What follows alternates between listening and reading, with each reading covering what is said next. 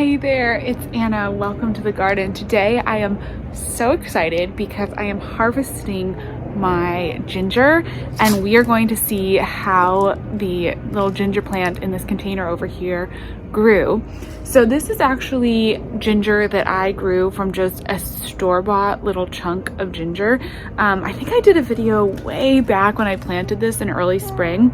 But anyways, all I did in my process was just get like a little piece of ginger, just a normal one in the store. I don't even think it was organic. I think it was just like a regular piece of ginger, and I put it in some soil. I started it inside probably February-ish, so well before our last frost, but got it going. It sprouted inside. Took a little while to get sprouted, but then it sprouted inside, and once we were past our last frost, I planted it out in this little container, and it's been growing all year. And now we are coming up to our first frost, which this video will probably be a little bit delayed because we had Thanksgiving. I'm going to take the week of Thanksgiving off, so I am filming this before Thanksgiving and before our first frost, because from what I read with ginger, you want to harvest it before you get a frost, or you could bring it inside. Which this actually would be a really cute little house plant, so you could definitely bring it inside and continue to grow it. But I'm just gonna go ahead and harvest it and kind of see how much ginger we grew. I'm feeling encouraged because there's a lot of stalks in this container. So, you know, it's not absolutely the biggest pot ever, but you know, hopefully we got some ginger. So I'm gonna go ahead and just pick this container up, move it over, and then we'll harvest it. I've got little baby girl with me today, so it makes the logistics of gardening sometimes a little bit trickier. So let me set up the camera and pull this ginger plant out, and we'll see how much ginger we got. I'm so excited about this.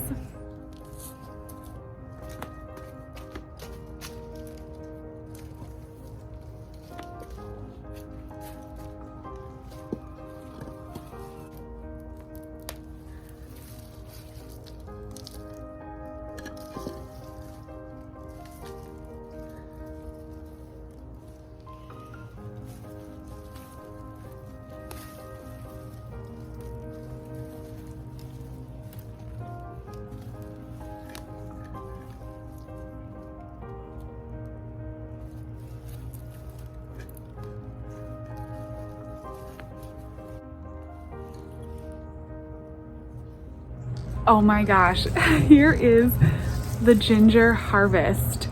I am actually so happy about this. So this is the original piece of ginger that I started with. I actually had cooked off with some of it, and it was just like the leftover chunk from the grocery store ginger that I had. And then this is all the ginger that I grew. So for growing in that little container, I'm really happy with that. And starting with one piece, that's a decent amount of ginger. It's really kind of really cool. I am going to have to research a little bit more into like really preserving and storing this. Although honestly, I think we're probably just gonna mostly use this kind of fresh. My parents are coming to visit here in the next week or so, and my dad loves ginger. He loves putting ginger in his tea and using it. There's a lot of really great properties to ginger, and although I haven't gotten into it a ton, I know he's gonna be so excited about this, so I can't wait to kind of give him this ginger. It's also right about his birthday, so this will be a perfect little part of his birthday gift, some homegrown ginger, and just a really great example of something that you can grow in a container. So if you're doing any kind of container, small space gardening like I am, think about ginger. And even if you don't you know, have access to fancy like seed ginger, as I said, this grew from just a store-bought piece, which I don't know if I can guarantee that works, but I will say that it totally worked for me, and it's something that I am definitely going to do again. So this is one of those projects that is going to be a repeat for me.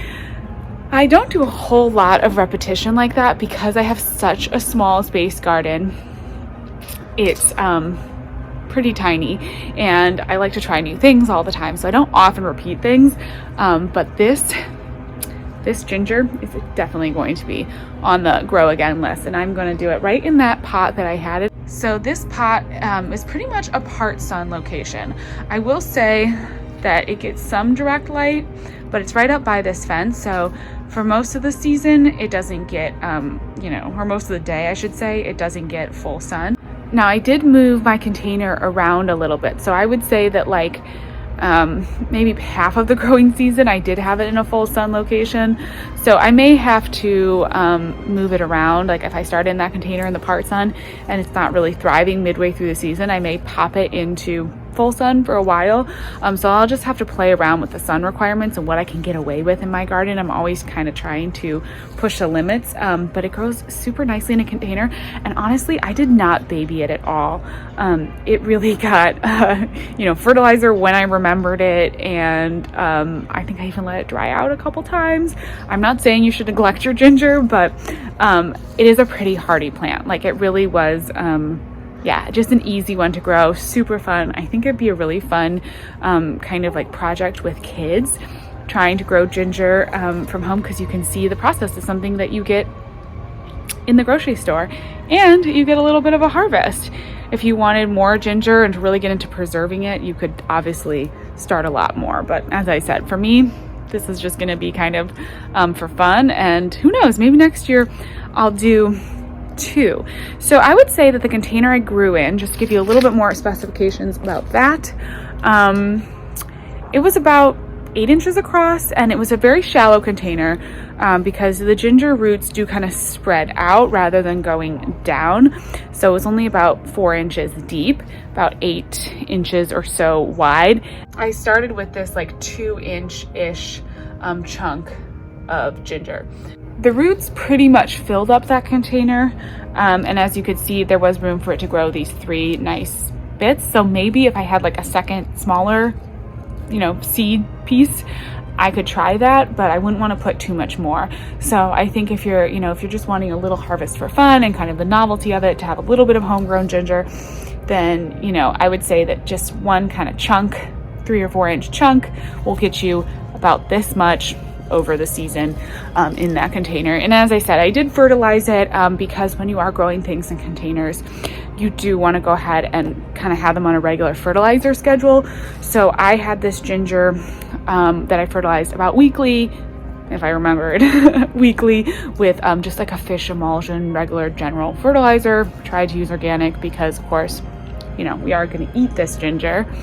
But yeah, I'm just going to take this inside now. I'll probably wash it off and then let it dry really well, and then we'll just try to consume it pretty quickly here. I'm going to have to look up if I should keep this in the fridge or not.